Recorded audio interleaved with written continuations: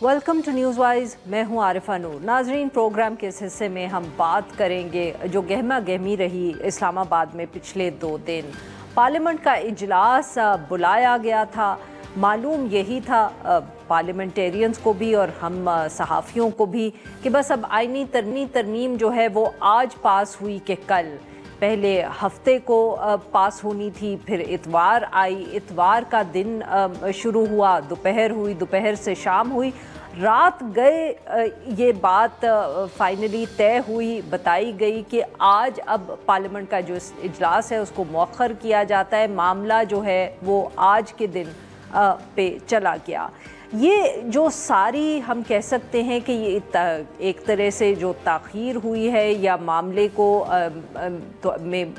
मौखर किया गया है, इसके पीछे कहा तो यही जा रहा है कि जमीयत उलमा इस्लाम मौलाना फजल रहमान साहब जो हैं JUIFA के सरबराह, उनकी वजह से है। उनके नंबर्स बहुत ज़रूरी थी। आईनी तरमीम अगर पाकिस्तान पीपल्स पार्टी और पाकिस्तान मुस्लिम लीग नवाज़ ने पास भी करनी थी, MQM उनके इत्तेहादी उनके साथ थे, मगर मौलाना साहब के जो वोट्स हैं उनके बग़ैर नंबर्स गालिबन पूरे नहीं होते थे। मौलाना साहब को मनाने के लिए पिछले 2 दिन अब बहुत गहमा गहमी रही। कभी अपोजिशन उनसे मिलने जा रही थी, कभी हुकूमत के लोग जा रहे थे, मगर फिर आखिरी मिनट पर यही समझ आया कि मौलाना साहब अभी माने नहीं हैं इस सारे मामले पे, और इसकी वजह से फॉर द टाइम बीइंग ये मौखर कर दिया गया है। आज मुस्लिम लीग नवाज़ के सीनियर लीडर इरफान सिद्दीकी साहब ने कंफर्म किया इस बात को। उन्होंने कहा कि अब 8-10 दिन तो इस मामले पर कोई बात नहीं होगी।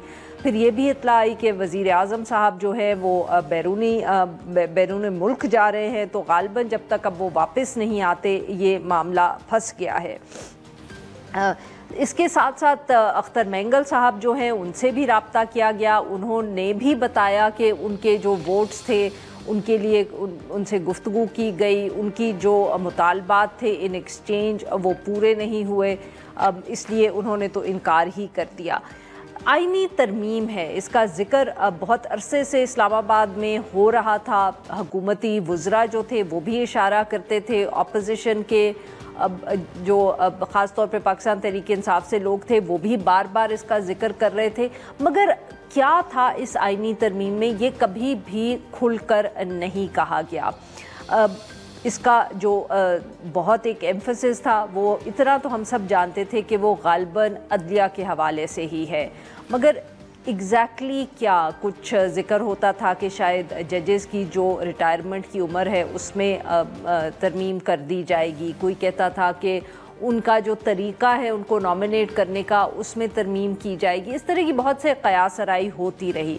और ऑब्वियसली गुज़िश्ता रात को एक जो मुसव्वदा है वो भी सोशल मीडिया पे सामने आया। अब हुकूमत और पाकिस्तान पीपल्स पार्टी, मौलाना फजल रहमान साहब, सबकी जमातें जो हैं वो ये कह रही हैं कि ये शायद मुसव्वदा वो एक वाहिद मुसव्वदा नहीं है जो पार्टीज़ के साथ शेयर किया गया, मगर कुछ इससे अंदाज़ा हो जाता है कि तरमीम करने वालों के ख़याल में आगे का मुस्तक़बिल अदलिया के हवाले से क्या है। इस सारे मामले पे गुफ्तगू करने के लिए आज हमारे साथ मौजूद हैं अशतर औसाफ, साबिक़ अटॉर्नी जनरल है, माहिर कानून भी हैं, और हमें ज्वाइन किया आबिद ज़ुबैरी साहब ने, साबिक़ सदर सुप्रीम कोर्ट बार एसोसिएशन, ये भी माहिर कानून है। Welcome to the show gentleman. अशतर Ausaf साहब, आपसे गुफ्तगू का आगाज़ करेंगे। सर, बहुत क़यासराई हो रही थी इस तरमीम के हवाले से, एंड ऑब्वियसली हम ये भी कह सकते हैं कि हमें अब मालूम तो नहीं है कि एग्जैक्टली क्या था, बट जो अदलिया के हवाले से एक बहस हो रही है, सर वो बहस कोई नई तो नहीं है। बहुत अरसे से हम ये बात सुन रहे हैं कि कुछ तब्दीलियां होनी चाहिए। ख़ास तौर पे कुछ लोगों का ख्याल है कि अपॉइंटमेंट ऑफ जजेस के हवाले से, और जो ये एक गुफ्तगू है कि एक कॉन्स्टिट्यूशनल कोर्ट अलग से होना चाहिए। सर, ये जो 2 इश्यूज़ हैं इनको आप किस तरह देखते हैं? मैं आपका इंट्रोडक्टरी रिमार्क्स और से सुन रहा था। आपने एक लफ्ज़ यूज़ किया, फंस गई है बात। मैं समझता हूँ फंसी नहीं है, शुरू हुई है। I am so happy and I am glad कि अब ये डिबेट शुरू हो गई है, और डिबेट जो है वो पब्लिक डोमेन में है, वो बिहाइंड क्लोज डोर्स नहीं है। एक मुसव्वदा भी हमारे सामने आ गया है جس میں اس کا جو زیادہ تر حصہ ہے وہ کانسٹیٹیوشنل کورٹ کے حوالے سے ہے، اس کی تشکیل کے حوالے سے ہے، اس کی اپوائنٹمنٹس کے حوالے سے ہے، ججز کی اپوائنٹمنٹ کے حوالے سے ہے، اور یہ سارے معاملے جو ہیں کہ کس طریقے سے کون سے معاملات کانسٹیٹیوشنل کورٹ میں جائیں گے، اور اگر وہ پینڈنگ ہے سپریم کورٹ میں یا ہائی کورٹ میں تو وہ بھی کانسٹیٹیوشنل کورٹ میں چلے جائیں گے۔ کانسٹیٹیوشنل کورٹ کا کانسیپٹ جو ہے وہ کوئی نیا کانسیپٹ نہیں ہے، بیسکلی یہ یورپ میں اس کو کیا گیا، اور چونکہ وہاں پہ ایک سول جورسڈکشن ہے، سول لا جورسڈکشن، تو وہاں پہ جو جوڈیشل ریویو کا جو ہمارے ملک میں تصور ہے یا کامن ویلتھ میں تصور ہے وہ وہاں پہ نہیں ہے، اس لیے ایک کانسٹیٹیوشنل کورٹ کی وہاں پہ تشکیل لازمی سمجھی گئی۔ ہمارے ہاں کانسٹیٹیوشنل کورٹ کی تشکیل اس لیے ضروری ہے کیونکہ ہمارے ہاں بہت سارے معاملات ہوتے ہیں، انفیکٹ سپریم کورٹ میں بھی وہ ایک جورسڈکشن ہے جس کو آپ ایڈوائزری جورسڈکشن کہتے ہیں، وہ بھی موجود ہے، اور سپریم کورٹ ہی کے پاس اختیار ہے اگر کوئی معاملہ جو ہے وہ بین الصوبائی یا صوبے اور فیڈریشن کے درمیان میں کوئی معاملات ہوں۔ لیکن آپ نے یہ دیکھا کہ پچھلے کچھ برسوں میں بہت سارے سوالات ایسے جو کہ پارلیمنٹ ہی کے ڈومین میں ہونا چاہیے، وہ سپریم کورٹ باقی کیسز کو چھوڑ کر کے انہی کیسز کو سنتی رہی، اور ایک بیک لاگ جو ہے بڑھتا چلا گیا ہوا ہے۔ کانسٹیٹیوشن کورٹ کا تصور چارٹر آف ڈیموکریسی میں بھی ہے، اور یہ چارٹر آف ڈیموکریسی میں بہت ساری پولیٹیکل پارٹیز نے، پہلے تو 2 پارٹیز میں تھا، پھر وہ بڑھتا اور میں سمجھتا ہوں کہ وہی اس کا بیک گراؤنڈ اور وہی اس کا ریزن ہے جس کے تحت یہ کیا جا رہا ہے۔ جہاں تک ججز کی تعیناتی کی بات ہے، اس کو بھی بہت ضروری تھا کہ اس کو ری وزٹ کیا جائے، کیونکہ پہلے تو صرف چیف جسٹس کی پرائمیسی تھی، جس کے اوپر وہ ہاتھ رکھ دیتے تھے وہ پھر جج بن جاتا تھا، چاہے وہ ہائی کورٹ کا جج ہے چاہے وہ سپریم کورٹ میں تعیناتی کی بات ہے۔ عابد زبیری سر آپ نے اشتر صاحب کی بات سنی، چارٹر آف ڈیموکریسی میں آبویسلی تب سے کانسٹیٹیوشنل کورٹ کی بات ہو رہی ہے، اپوائنٹمنٹس پر بھی سر حکومت کی طرف سے جب بار بار یہ آتی ہے بات تو سر اس میں کچھ نہ کچھ آبویسلی میرٹ تو ہے، یہ کہ جو اوریجنل 18th امینڈمنٹ تھی اس کے اندر طریقہ کار ججز کی اپوائنٹمنٹ کا فرق تھا، افتخار چودھری صاحب کی کورٹ کی طرف سے جو دباؤ آیا تو اس کی وجہ سے حکومت نے 19ویں ترمیم کی۔ سر آپ کیسے دیکھ رہے ہیں ان 2 ایشوز کو؟ ہاں، بسم اللہ الرحمن الرحیم۔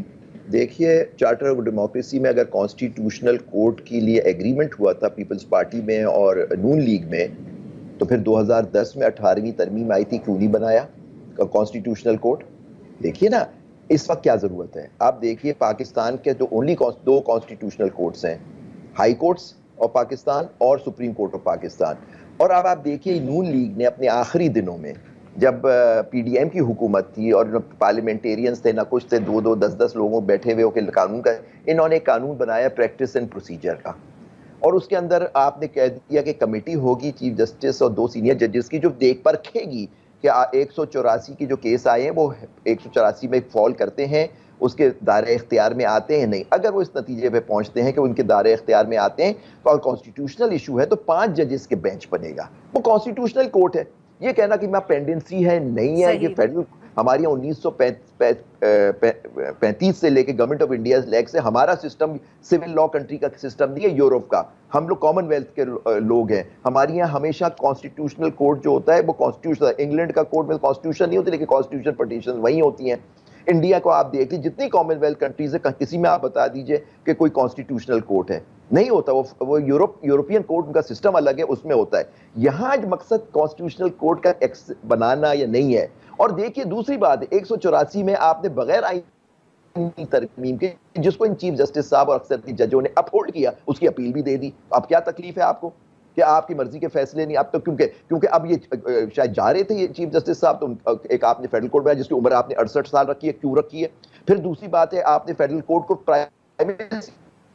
دے دی سب ان چوٹ پہ. آپ نے چیف جسٹس آف پاکستان کو chief justice of supreme court بنایا اور اس کے اندر ان سے کہہ دیا کہ جی آپ صرف دیوانی اور آپ فوجداری مقدمے سنیں گے, آپ یہ سارے کانسٹیٹیوشنل ایشوز ہیں یہ فیڈرل کورٹ کے اپوائنٹ کرے گا, پرائم منسٹر اور پریزیڈنٹ کریں گے. وہاں بھی آپ نے کنٹرول دے دیا. پھر جس طرح طریقہ اختیار ہے ہائی کورٹ کے ججز کا سلیکشن کا وہ بھی انہوں نے بدل دیا, اس میں بھی پارلیمنٹ کو کر دیا 2 کمیٹیز. آپ کہتے ہیں افتخار چودھری صاحب نے 19ویں ترمیم کرائی, بھائی آپ کیوں کری, آپ نے کیوں کری؟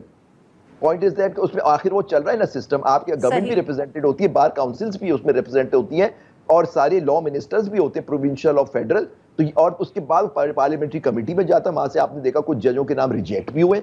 دیکھیے یہ ایک سسٹم تھا جو چل رہا تھا. آپ یہ جو ہے یہ حملہ ہے, اور اگر یہ ترمیم پاس ہو جاتی ہے تو یہ جنازہ ہوگا ہماری آزاد عدلیہ کا. اور آپ ایک کانسٹیٹیوشن, آپ 2 کانسٹیٹیوشن کورٹ بنائے, ایک پاکستان کا سپریم کورٹ ہوگا اور اس میں ایک سپرا کانسٹیٹیوشنل کورٹ بن جائے گا. یہ اتنی پیار کے جو اشرف بھائی ہمارے بڑے بھائی ہیں, بہت محترم ہے, یہ اتنی پیاری بات نہیں ہے کہ جی وہ تو ضروری ہے کہ وہ بنانا ہے کانسٹیٹیوشن. آپ پڑھیے ان شکوں کو, اور میں اشرف بھائی سے کہوں گا پڑھیں کیونکہ یہ بہت بڑے قابل اور بہت بڑے وکیل ہیں, کہ آپ دیکھیے کہ جو سپریم کورٹ کا حال کرنے جا رہے ہیں جوڈیشری کو. اچھا ہائی کورٹ کے ساتھ کیا ہے, ہائی کورٹ کے جج کے لیے کلوز ڈال دیا ہے اس کے اندر. اچھا عابد صاحب معاف کریے گا, آپ کی بات یہاں کاٹ رہی ہوں sir, I have to take a break here. Break کے بعد آتے ہیں تو ہم گفتگو جاری گے, آپ اپنا پوائنٹ بھی مکمل کر لیجیے گا. جی ناظرین یہاں پہ لیتے ہیں ہم ایک چھوٹا سا بریک.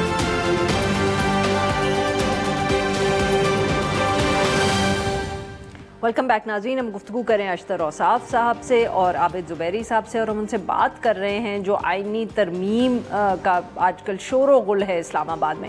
اب اشتر صاحب سر, غالباً جو اتنا رد عمل آیا یا اتنا شور مچا اس آئینی ترمیم پہ, غالباً اس کے پیچھے ایک وجہ یہ بھی ہو سکتی ہے کہ یہ تاثر بن گیا ہے کہ منصور علی شاہ صاحب کے چیف جسٹس بننے سے پہلے یہ بہت سی تبدیلیاں کی جا رہی ہیں. اگر سر آپ کے خیال میں what would you say about this, because یہ بہت سی اب یہ ایک بہت میجر تنقید بن گئی ہے سر اس پہ, اس ساری آئینی ترمیم پر. پرسیپشنز کا اس لیے آتی ہیں, چہ مگوئیاں اس لیے ہوتی ہیں, جو بہت ساری فیک نیوز اس لیے بنتی ہے جب ایکچوئل نیوز سامنے نہیں آتی. کیا ہی اچھا ہوتا کہ یہ ساری آئینی جو تجاویز ہیں ترامیم کے بارے میں, ان کو ڈیبیٹ کے لیے آپ لے آتے. اگر یہ لے آتے تو یہ بے پرکیاں نہ ہوتی, یہ پرسیپشنز نہ بنتے. اسی لیے کہا جاتا ہے کہ اوپن لیجسلیشن ہوتی ہے, اوپن لیجسلیشن ہونی چاہیے. پارلیمنٹ جو ہے وہ کلوز ڈورز میں نہیں ہوتی, لیجسلیشن کلوز ڈورز میں نہیں ہوتی, سلیکٹ فیو کے ہاتھوں میں نہیں ہوتی. اس کے اندر ڈیبیٹس ہوتی ہیں, کمیٹیز بنتی ہیں. And I am so very happy کہ اب یہ پبلک ڈومین میں آ گیا ہے. آپ زبیری صاحب جیسے قابل لوگ جو ہیں وہ اس پہ بات کر سکیں گے, اور جورسٹ جو ہیں وہ اس پہ بات کر سکیں گے. بار ایسوسیشنز اس کے اندر اپنی ان پٹ دیں گی, بار کے جو چیدہ ارکان ہیں وہ اس پہ بات کر سکتے ہیں. لٹیگنٹ پبلک جو اس سے متاثر ہونی ہے اس کی بھی بات سننی چاہیے, اور جو لوگ آئین پڑھاتے ہیں ان کی بات سنیے آپ, دوسرے جو سودے ہیں ان کو دیکھیے. So I tell you one thing, I believe in it, اور وہ کیا ہے کہ جو انفارمڈ ڈیسیجنز جو ہیں وہ کلیکٹیو وزڈم کے ساتھ آتے ہیں. I think that is the way forward. ٹھیک سر. اب عابد صاحب جو بات یہ اشتر صاحب نے دوبارہ کہی کہ اس پہ اگر بحث ہو جائے, کلیکٹیو وزڈم ہو جائے, سب کا اس پہ رد عمل آ جائے, سب سے ایڈوائس لے لی جائے تو بہتری ہو سکتی ہے. سر آپ کے خیال میں وہی جو 19ویں ترمیم کا معاملہ ہے, چاہے اب وہ جس طرح بھی ہوا بٹ دباؤ تو اس وقت تھا, تو سر کیا کوئی طریقہ ہے آپ کے خیال میں کہ جو اپوائنٹمنٹ ہے ججز کی اس میں اتنی تبدیلی کر دی جائے کہ پارلیمنٹ کو بھی ہیز اے سے ان دی میٹر؟ دیکھیے میں پورے بات سے متفق ہوں اپنے بڑے بھائی اشتر اوصاف صاحب کی بات سے, اور امید مجھے افسوس ہے اس بات کا کہ ان کو شامل نہیں کیا. اگر ان سے ایڈوائز لے لی جاتی تو آئی ایم شیور یہ اس طرح کا مسودہ تیار نہیں ہوتا, کیونکہ میں ان کو جانتا ہوں کہ بڑے پرنسپلڈ آدمی ہیں. تو میں کاش ابھی بھی وقت ہے پوچھ لیں ان کو بلا کے, تو یہ چیز بہتری ہوگی. لیکن دیکھیے جس طرح سے چھپا کے یہ رکھا گیا کہ پارلیمنٹری ان کو بھی نہیں پتا ہوگا اشتر بھائی کو کہ یہ کیا امینڈمنٹ آ رہا. آج اس کے پورے ہمیں تو آج بھی ڈاکومنٹ پورا نہیں ملا ہے. 43 سیکشنز ملے, 57 ہیں سنا, اور یہ چھپا کے رکھا گیا. پارلیمنٹیرینز کو نہیں پتا تھا, ان کے اپنے لوگوں کو نہیں پتا تھا جو یہ لے کے آ رہے تھے, کیونکہ یہ وہاں سے بنا ہی نہیں ہے. دیکھیے جیسے اشتر بھائی نے بات کی کہ سب مل کے کریں گے, کہ یہ جب ڈاکیومنٹ ہی کہیں اور سے آ رہا ہے تو یہ ان کے ہاتھ میں تو کچھ ہے ہی نہیں. ان کو تو حکم دیا گیا کہ یہ پاس کرانا ہے, فیڈرل کورٹ بنانا ہے, اپنی مرضی کے چیف جسٹس اور ججز بنانے, اور سپریم کورٹ کو زیرو کر دینا ہے. دیکھیے یہ کانسٹیٹیوشنل کورٹ ہے ہمارا, سپریم کورٹ آف پاکستان. ہم 6 پاکستان بار کے ممبرز نے پٹیشن داخل کر دی ہے, وہ فائل ہو چکی ہے ہمارا, کہ ہم 6 لوگوں کی پٹیشن ہم نے چیلنج کر دیا ہے کہ یہ کیسے آپ نے, ویسے سر یہ بھی تنقید ہو رہی ہے کہ آپ کیسے ایک چیز کو چیلنج کر سکتے ہیں جس کا بھی پتہ ہی کسی کو نہیں ہے کہ وہ ہے کیا. جی نہیں, یہ جو ڈرافٹ آیا اس کو ہم نے چیلنج اس طرح سے کیا, تنقید کریں. دیکھیں تنقید سے بات نہیں ہوتا, تنقید اچھی ہوتی ہے اور اس میں ہوتا ہے فیصلہ کریں, کورٹ ہمارا سنے, اگر سمجھتے ہیں کہ ہمارا کیس نہیں بنتا فارغ کر دیں.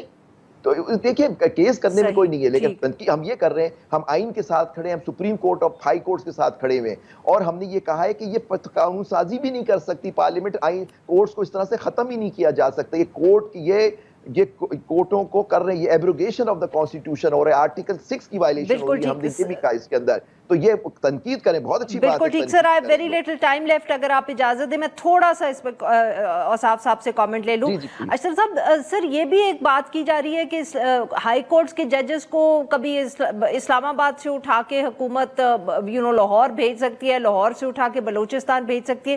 سر از دس a power that the government should have very quickly, sir? Segment کا وقت ختم ہو رہا ہے. دیکھیے this power will not be with the government, اور جب جو اوریجنل کانسٹیٹیوشن ہے اس میں بھی اسی طرح ہی تھا, they could be transferred everywhere in the world. India میں جس کا ذکر کیا جا رہا ہے بار بار, ہندوستان میں تو بالکل یہ بہت زیادہ ہوتا ہے, بلکہ چیف جسٹس جو ہے وہ کسی اور صوبے میں جا کے لگاتے ہیں, وہ کسی اور اسٹیٹ میں, اپنی ہی اسٹیٹ میں اگر وہ جج ہیں تو وہ چیف جسٹس نہیں لگتے. اس میں کوئی حرج والی بات نہیں. اور یہ بھی میں آپ کو بتاؤں کہ سارے صوبے جو ہیں ان کی ہائی کورٹس مقدم ہیں, اور پہلے بھی آپ دیکھیں گے کہ بلوچستان ہائی کورٹ میں سندھ سے جاتے تھے اور لاہور ہائی کورٹ سے بھی, اور یہ سارے, اس میں کوئی پرابلمز نہیں ہے. But it will not be in the hands of the, it should not be in the hands of the chief executive اور the government. It is in consultation with the judicial commission. بہت بہت شکریہ ہمارے 2 مہمانوں کا, انہوں نے ہمارے لیے. ناظرین یہاں پہ لیں گے ایک چھوٹی سی بریک, اور جب ہم بریک سے واپس آئیں گے تو ہم بات کریں گے کہ پارلیمنٹ میں گزشتہ روز کیا ہوا.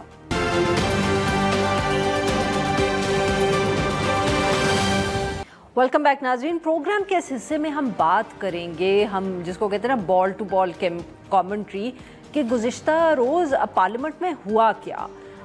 سارا دن جو پولیٹیکل پارٹیز کے ایم این ایز وغیرہ تھے وہ وہاں موجود رہے, اور کیا ان کو کہا گیا, کس طرح حکومت نے یا باقی جو اتحادی جماعتوں نے انہوں نے یہ فیصلہ کیا. اور اس پہ بات کرنے کے لیے ہمیں جوائن کیا ہے ریاض الحق صاحب نے, سینئر صحافی ہیں, اور نادر قربانی صاحب نے, ہمارے کالیگ ہیں, اینکر پرسن ہیں. یہ دونوں گزشتہ روز پارلیمنٹ میں موجود تھے, اور اب ہم ان سے پوچھیں گے کہ گزشتہ روز ہوا کیا. چلیں جی, پہلے تو ایک میں جنیرک سوال پوچھوں گی کہ کل سارا دن ماحول کیا رہا Riyaz Sahab, and then we can move on to the penalty, جو رات کے وقت جس کو کہتے ہیں نا پینلٹی کارنرز ہوتے رہے ہیں. کل سارا دن ماحول یہ رہا کہ گورنمنٹ مکمل طور پہ تیار تھی کہ یہ جو مجوزہ جو ڈرافٹ ہے یا جو پروپوز ڈرافٹ ہے وہ ہم پاس کروا لیں گے. کابینہ کا اجلاس ہوگا سب سے پہلے, اور اس کے بعد جو ہے ہم باقاعدہ طور پہ پھر اسمبلی میں رکھیں گے اور سینٹ سے, اور اس کے بعد ظاہر پریزیڈنٹ سائن کر دیں گے, آل ول بی ڈن. لیکن ان کو کہیں سے ایشورنس تھی یا کسی نے ان کو کہا تھا کہ مولانا صاحب مان جائیں گے, بس تھوڑی بہت چیزیں ہیں اور سارا کچھ تھا. تو جو مولانا صاحب کا پارلیمنٹیرینز جو سارا دن وہاں پھر رہے تھے, وہ بیچارے ان کو کدھر رکھا ہوا تھا, وہ آ جا رہے تھے, پارلیمنٹ میں ہی موجود تھے, وہ پارلیمنٹ میں ہی موجود تھے, چیمبرز میں مختلف جگہوں پہ, کوئی اپوزیشن کے چیمبر میں, کوئی گورنمنٹ کے چیمبر میں, منسٹرز کے چیمبرز میں, مختلف جگہوں پہ چائے کافی چل رہی تھی سارا دن. ان کو باؤنڈ کیا گیا تھا, وہ بیٹھے ہوئے تھے. جو کمیٹی کے اراکین تھے گورنمنٹ کے اور اپوزیشن کے, تو وہ تقریباً 10-15-20 جو افراد ہیں وہ اندر باہر ہو رہے تھے, مین جو وہ تھے. جی نادر صاحب آپ بتائیں کل ماحول کیسا تھا؟ کل جو ماحول تھا وہ تو سب کے سامنے ہے کہ کیا چلتا رہا, کتنی مرتبہ قومی اسمبلی کا اجلاس ملتوی ہوا, اسپیشل کمیٹی کا اجلاس ملتوی ہوا, کیوں ہوا, وہ ان لوگوں کو کنونس کرنے کی کوشش کی جا رہی تھی، جیسے مولانا صاحب ہو گئے، MQM ہو گئے. اب ایک تاثر یہ آ رہا ہے کہ شاید حکومت تیار نہیں تھی، تو میرا خیال ہے یہ تاثر غلط تھا. حکومت تیار تھی. کس چیز کے لیے تیار کہ شاید آج یہ پیش کیا جائے گا. مطلب کچھ باتیں یہ سامنے آ رہی ہیں کہ آج نہیں، وہ تیاری کر رہے تھے اور وہ دیکھ رہے تھے. لیکن کل کے لیے حکومت بالکل تیار تھی. دونوں ایوانوں کے ساتھ ساتھ کابینہ کا اجلاس بلایا گیا تھا. دولہا دلہن تیار تھے. وہ یہاں تک تھا، مطلب ہمیں جو پارلیمنٹ کے راہداریوں میں جو محسوس ہوا وہ یہ تھا کہ شاید حکومت یہ فیل کر رہی تھی کہ جنہوں نے نمبرز پورے کر کے دینے ہیں وہ نمبر پورے کر کے دیں گے. اس میں ایک بڑی چیز یہ ہے کہ حکومت کے پاس قومی اسمبلی میں چلو اگر انہوں نے مینیج کر بھی لیے ہیں تو سینٹ میں اگر PTI کو مائنس کر کے تمام جو اپوزیشن میں بیٹھے ہوئے لوگ وہ حمایت بھی کریں تو ایک ووٹ حکومت کے پاس کم پڑ رہا تھا. وہ ووٹ کس نے دینا تھا؟ یا نسیمہ احسان نے دینا تھا، یا پھر جو قاسم رونجو صاحب ہیں جن کا اختر مینگل صاحب نے آن ریکارڈ کہا ہے کہ ان دونوں اراکین کو دھمکایا جا رہا ہے کہ اس لیجسلیشن میں ووٹ دیں. کل جب ہماری اراکین سے بات ہوئی، جب پارلیمنٹری پارٹیز کی میٹنگ ہوئی کہ آپ کا ایک سینٹ میں ووٹ کم ہے تو کون ووٹ دینے آ رہا ہے، تو ایک میں سے کہا کہ نسیمہ احسان نے آنا تھا لیکن ابھی تک نہیں پہنچی. تو مطلب وہ جو یقین دہانی تھی کہ نسیمہ احسان جو ہیں وہ پہنچ جائیں گی وہ بھی نہیں پہنچی.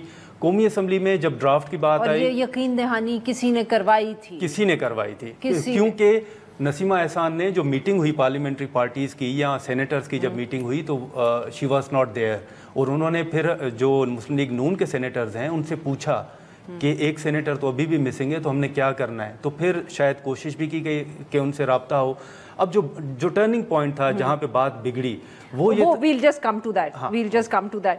اچھا، اب یہ سارا دن چل رہا ہے کانفیڈنٹ. کون سا موقع ہے جب آپ دونوں کو I ask you both one after the other کہ آپ کو لگا کہ اب ذرا ان کو احساس ہو رہا ہے کہ کوئی گڑبڑ ہو گئی ہے؟ مطلب کہ was it in the evening یا late at night؟ بیکاز دیکھیں ہم جیسے لوگ جو ٹی وی پہ دیکھ رہے تھے تو ہمیں تو احساس تب ہوا جب یہ خبر آئی کہ نواز شریف صاحب اب لاہور چل پڑے ہیں، جب واپس چلے گا. اس کا جو میلٹنگ پوائنٹ تھا اس ساری ہائپ کا اور سارا کچھ تھا وہ رات کو جب غفور حیدری صاحب باہر آئے اور یہ دن بھر کی جو PTI کی حکومت کے ساتھ ساتھ جو PTI کے گروپ جو آج آ رہا تھا مولانا سے ملنے، ان کی ایک ہی ریکویسٹ تھی کہ مولانا صاحب وہ سب چیز اپنی جگہ، ہمیں ڈرافٹ مل جائے، آپ ان سے ریکویسٹ کریں ہمیں ڈرافٹ دے دیں. رات جب یہ انہوں نے مولانا صاحب کے گھر پہ ہوئے باہر آ کے انہوں نے غفور حیدری نے میڈیا ٹاک کی، انہوں نے کہا جی ڈرافٹ ہمارے سامنے موجود نہیں ہے اور ہم جب تک ڈرافٹ نہیں پڑھتے. اور پارلیمان میں جا کے انہوں نے کہا 1 مہینہ لگے گا ڈرافٹ پڑھنے میں. تب پتہ چل گیا کہ یہ معاملہ اب ختم ہو گیا ہے اور کابینہ کا اجلاس بھی ملتوی کر دیا انہوں نے. نادر صاحب، یہ جب ڈرافٹ کی بات آئی کیوں، پہلی بات یہ ہے رات گئے، بلاول نے تقریباً 2 بجے مولانا سے ملاقات کی، مولانا کو کنونس کیا گیا. پرسوں رات کی تو اس کے بعد ہی یہ دونوں ایوانوں کے اجلاس بلائے گئے تھے اور خصوصی کمیٹی کا اجلاس بلایا گیا تھا. تو یہ معاملہ کیوں بگڑا؟ مولانا نے شام کو 5 بجے اور 6 بجے جو ملاقات ہوئی تھی اتوار کی اب بات کر رہے ہیں، اب کل جس دن یہ پیش ہونا تھا تو مولانا نے پرسوں رات کو یہ ڈرافٹ نہیں مانگا تھا. کل دن کو جب 11:30 بجے اجلاس ہونا تھا تب بھی انہوں نے ڈرافٹ نہیں مانگا تھا. مولانا نے ڈرافٹ مانگا شام کو 6 بجے جو ملاقات ہوئی وزیر داخلہ محسن نقوی کی اور اسحاق ڈار صاحب گئے، وزیر قانون گئے.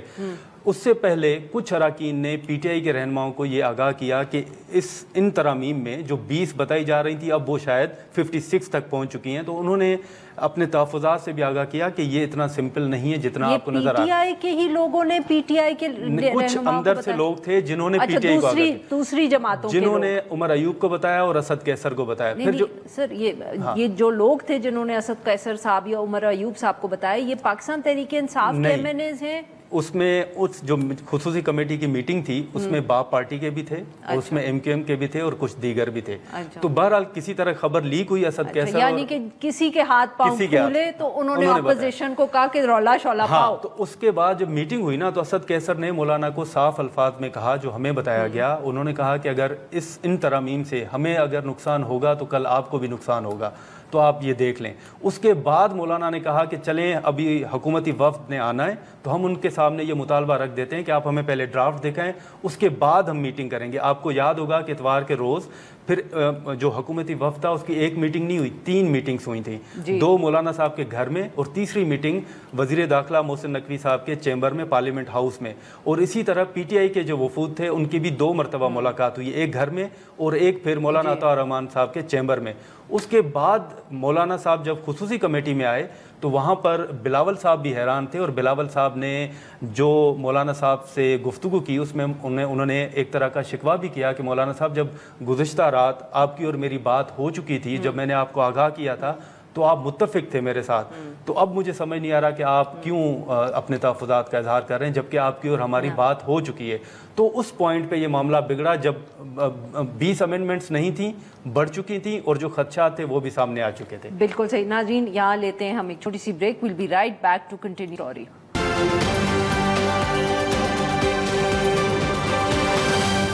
ویلکم بیک ناظرین. ہم گفتگو کر رہے ہیں نادر گرمانی صاحب سے اور ریاض الحق صاحب سے, اور ہم ان سے بات کر رہے ہیں گزشتہ روز پارلیمنٹ میں کیا ہوا. اچھا ریاض صاحب, اب معاملہ گیا بگڑ, تھوڑا سا ٹائم لائن 15-20 منٹ اوپر نیچے, بٹ رفلی وی ہیو اٹ.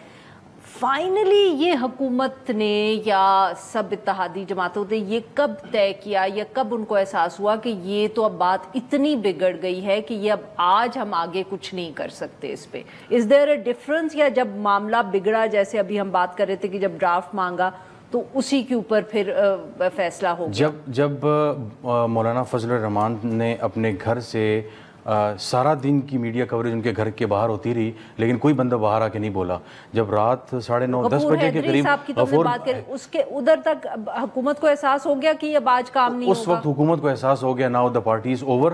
لیکن جب مولانا صاحب گئے, پارلیمنٹ کا سیشن تو بہت بعد میں انہوں نے ٹی وی پہ تو یہ اناؤنسمنٹ بہت بعد میں ہوئی کہ جی اب یہ آگے آج نہیں ہو سکے گا, وہ نہیں ہوگا. جب مولانا روانہ ہوئے تو ان کو لگا کہ شاید مولانا کچھ کہنے آ رہے ہیں یا some breakthrough is gonna happen, لیکن وہ ایسا کچھ نہیں ہو سکا. مولانا صاحب نے آ کے ان کو بتایا کہ آپ جو بتا رہے ہیں, جو چیزیں بتا رہے ہیں, وہ تو ایسا لگ رہا ہے کہ یہ تو مہینوں کی باتیں ہیں, تو آپ اچانک جلدی کس بات کی, یہ تھوڑا سا ٹائم لے لیں اور ہم تسلی سے ان چیزوں پہ جو ہے ڈسکشن کر لیں گے. It is when the initial draft was shared with him اور وہ سارا جب اس نے دیکھ لیا تو اس نے کہا کہ نہیں, I think it is too early and we are just rushing through. نادر صاحب, same question to you. میرا اپنا خیال ہے کہ جب میڈیا ٹاک مولانا عبدالغفور حیدری صاحب نے کی تھی تو اس کے بعد بھی مولانا صاحب سے حکومتی اراکین جو تھے وہ رابطے میں تھے اور ان کو پارلیمنٹ بلایا گیا تھا. وہ ابھی بھی سوچ رہے تھے کہ ہم معاملہ سنبھال لیں گے, کیونکہ 8 بجے تک قومی اسمبلی کا اجلاس ملتوی کیا گیا تھا اور 10 بجے تک سینیٹ کا, اور یہ میٹنگ ہو رہی تھی 10 بجے کے بعد. جب مولانا صاحب پارلیمنٹ میں, جب وہ خصوصی کمیٹی کے لیے سب کمروں میں چلے گئے, جب مولانا صاحب پارلیمنٹ ہاؤس آئے تو اس کا وزیر داخلہ محسن نقوی صاحب نے استقبال کیا تھا, ان کو ریسیو انہوں نے کیا تھا, اور وہ ہوپ فل تھے کہ شاید اسپیشل کمیٹی میں بیٹھنے کے بعد مولانا صاحب کو کنونس کر لیا جائے اور 8 بجے کے بعد چلیں 11 بجے بھی اجلاس بلایا جا سکتا ہے یا ہو سکتا ہے. جب خورشید شاہ صاحب سے بات ہوئی انہوں نے کہا کہ اگر خورشید شاہ صاحب سے کب بات ہوئی؟ اب یہ میٹنگ سے پہلے کہ سر ٹائم تو بڑھتا جا رہا ہے, 3 مرتبہ آپ نے ملتوی کیا اجلاس, کیا کریں گے, رات کے 12 بج جائیں گے. تو کہا کہ ہم 12 بجے کے بعد 1 بجے بھی اجلاس بلا سکتے ہیں. بلکہ یہ بھی گفتگو ہو رہی تھی کہ جی یہ تو رات کو 3-4 بجے تک چلے گا. آپ کو یاد ہے تحریک عدم اعتماد میں یہی ہوا تھا, تو یہ ہوپ فل تھے کہ ہم آج ہی کروا لیں گے, کیونکہ ایک نقطہ وہاں پر ڈسکس ہو رہا تھا, بلکہ لوگوں نے نام تو ظاہر ہے وہ کہہ رہے تھے آف دا ریکارڈ ہے, لیکن وہ کہہ رہے تھے آج رات ہم نے ہر صورت میں یہ ترامیم منظور کروانی ہے, اگر نہ کروائیں تو ہم عدالت کی نظروں میں ایکسپوز ہو جائیں گے. اب کیا ایکسپوز ہوں گے وہ انہیں پتہ ہے, لیکن وہ یہ تیار تھے کہ آج ہی ہونا ہے. اب عدالت کی جانب سے یا پی ٹی آئی کا عدالت سے رجوع کرنے کے حوالے سے ان کو تحفظات تھے یا کیا معاملہ تھا یہ نہیں علم. اور دوسری بات, جب اسپیکر ایاز صادق صاحب کو بھیجا گیا کہ جا کر آپ اجلاس ملتوی کریں اور چیئرمین سینیٹ کو بھی کہا گیا, تو اس کے بعد بھی رات کو 12 بجے تک خصوصی کمیٹی کا اجلاس جاری رہا جس میں مولانا صاحب بھی بیٹھے رہے, یعنی کہ آج کے دن کے لیے نیگوسیشن وہ بیٹھے رہے, مولانا صاحب بھی اس میٹنگ میں بیٹھے رہے اور کنونس کرنے کی کوشش کی گئی, لیکن مولانا صاحب جو ہے وہ نہیں مانے اور انہوں نے کہا کہ آپ مجھے ڈرافٹ دے دیں اور تھوڑا ٹائم دے دیں. صحیح. اچھا, اب is this over or are we going to return to this draft, اور یہ کہانی ابھی چلے گی اور حکومت اب دوبارہ یا اتحادی دوبارہ کوشش کریں گے اس کو پاس کرنے کی؟ عرفان صدیقی صاحب نے 10 دن کا ذکر کیا. میرا خیال ہے 10 دن سے جو ہے زیادہ ٹائم لگے گا, اسپیشلی جب یہ ڈرافٹ جو ہے وہ لیک ہو گیا ہے, اور اسپیشلی جو لیگل فرٹرنیٹی میں اس پہ کرٹیسزم شروع ہو گیا ہے, سپریم کورٹ میں بھی سنا ہے کہ چیزیں جو ہے وہ چل پڑی ہیں, تو یہ خود کو ریسرٹ کرنے میں ان کو ٹائم لگے گا. میرا خیال ہے شاید مہینے سے زیادہ ان کو ٹائم لگے ری الائن, اور بہت سی چیزیں جو انہوں نے نکالی ہوئی ہیں اس میں سے اس کو دوبارہ لانا, اور مولانا صاحب کو, مولانا خاص طور سے مولانا صاحب کو اس بات پہ کنونس کرنا کہ اس طرح کی جو چیزیں ہیں جو جس میں لوگوں کو ایکسٹینشن مل رہی ہیں یا ٹل فردر آرڈرز کنٹینیو کریں گے, اس طرح کی چیزوں پہ مولانا صاحب کے تحفظات ہیں. تو اس حوالے سے دیکھنا ہوگا کہ وہ کیا کرتے ہیں, کیونکہ چیف الیکشن کمشنر کے بھی 4 مہینے رہتے ہیں اور ٹائم جو ہے بہت حوالوں سے کم ہوتا جا رہا ہے. کل جب یہ میٹنگ جاری بھی تھی تو فاروق ستار صاحب نے آن ریکارڈ کہا کہ ہمیں ابھی تک نہیں پتا کہ کیا ترامیم لائی جا رہی ہیں. پھر یہ ایک He was the most honest. آج ایمان میں بھی انہوں نے آن ریکارڈ کہا, جتنی بھی انہوں نے باتیں آن دا ریکارڈ فاروق ستار صاحب نے گزشتہ روز کی نا وہ سب سے صاف کی. ہاں, تو ان کا یہ ماننا تھا کہ 20 ترامیم ہیں, لیکن انہوں نے ان تحفظات کا اظہار کیا تھا کہ شاید کچھ گڑبڑ ہے, اسی لیے حکومت ہمیں نہیں دکھانا چاہتی. تو یہ بات کہ اب جہاں پہ عدالتوں کا معاملہ سامنے آ چکا ہے, تو یہ جو ڈرافٹ سامنے آنے کے بعد اب جتنی تنقید پیپلز پارٹی پہ ہوگی, نون لیگ پہ ہوگی, اور انسانی حقوق کی خلاف ورزیوں کا ممکنہ طور پر اب جو سوشل میڈیا اور باقی ذکر ہوگا, تو میرا خیال ہے کہ ان نکات پر پیپلز پارٹی کے لیے رہنا, نون لیگ کے لیے رہنا شاید مشکل ہو جائے گا. اور پھر اگر مولانا صاحب نے یہی رویہ رکھا تو شاید حکومت کو ان نکات سے پیچھے ہٹنا بھی پڑے. اب یہ ڈیپینڈ کرتا ہے. مگر بیسکلی آپ دونوں ہی کہہ رہے ہیں کہ کوشش ہوگی بٹ اب رد و بدل ہو سکتی ہے. دیکھیں جنہوں نے اتنی یقین دہانی کروائی تھی کہ نمبر آپ کے پاس سینیٹ میں نہیں ہے, ہم آپ کو کر کے دیں گے, اسمبلی میں آپ کے پاس 2/3 میجارٹی نہیں ہے. جڑے بیچارے پی ٹی آئی والے 90 پین انہاں دا کچھ بڑھنا ہے ویری کوئکلی. انہوں نے تو شاید ان کی تو ضمانت بھی ہو گئی ہے. نہیں جو دوسرے لوگ ہیں ان کا رکھیں گے اتنی دیر. ان کا پلان یہ تھا کہ جب ووٹنگ کا ٹائم آئے گا تو وہ ایوان میں داخل ہوں گے. ہم کئی دوستوں کی نظر تھی تو اب ووٹنگ نہیں ہو رہی نا, تو اب وہ پکڑے رکھیں گے. اب یہ دیکھنا ہوگا کیونکہ پی ٹی آئی نے ان سب لوگوں کو کہا تھا, کچھ ملک سے باہر تھے کہ نہیں آنا, اس کے باوجود یہ آئے اور اچانک غائب ہو گئے, فون بند ہو گئے. تو ظاہر ہے ایک یقین دہانی تھی کہ آپ نے آنا ہے اور سارا کچھ کرنا ہے. بہت بہت شکریہ ہمارے 2 مہمانوں نے ہمارے لیے وقت نکالا. ناظرین آج کے لیے بس اتنا ہی. We'll be back tomorrow at the same time.